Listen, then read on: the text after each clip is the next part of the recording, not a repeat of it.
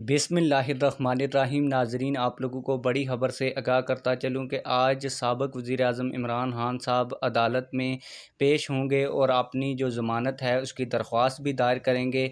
Islamabad high court ने इमरान खान साहब को ज़ाती हैसियत में इंसदाद दहशत गर्दी इस्लामाबाद पेश होने का हुक्म दिया था और ये कहा था कि 3 दिन के अंदर इंसदाद दहशत गर्दी में वो अपने मुकदमात ख़त्म करवाने के लिए पटिशन दायर कर सकते हैं और वहाँ पे वो ज़ाती तौर पर ख़ुद पेश होकर अपनी ज़मानत के हवाले से दरख्वास्त और फ़ैसला लिखवा सकते हैं। और ये भी उन्होंने अपने फ़ैसले के अंदर लिखा था कि इस्लामाबाद हाई कोर्ट ये जो उनके ऊपर दहशत गर्दी के मुकदमात हुए हैं इनको ख़त्म नहीं कर सकती।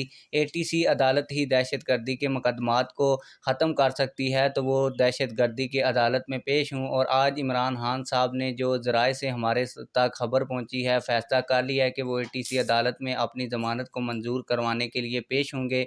इसके अलावा एक और भी बड़ी खबर इमरान खान साहब के हवाले से आप लोगों को देता चलूँ कि इमरान खान साहब के NA 108 फैसलाबाद से जो RO ने कागज़ात नामज़दगी मुस्तरद कर दिए थे, इसके ऊपर भी अदालत ने एक बड़ा फ़ैसला जारी कर दिया और अदालत ने इमरान खान साहब के कागज़ात नामज़दगी मंजूर कर लिए और इमरान खान साहब अब इस हल्के से भी इलेक्शन लड़ सकेंगे।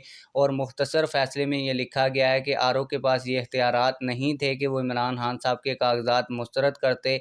इस वजह से इमरान खान साहब के कागज़ात नामज़दगी मंजूर कर लिए गए हैं। आप लोगों की इस हवाले से क्या राय है? कमेंट सेक्शन में अपनी राय का ज़रूर इजहार फरमाएं। मिलते हैं किसी और वीडियो में। अल्लाह हाफिज़।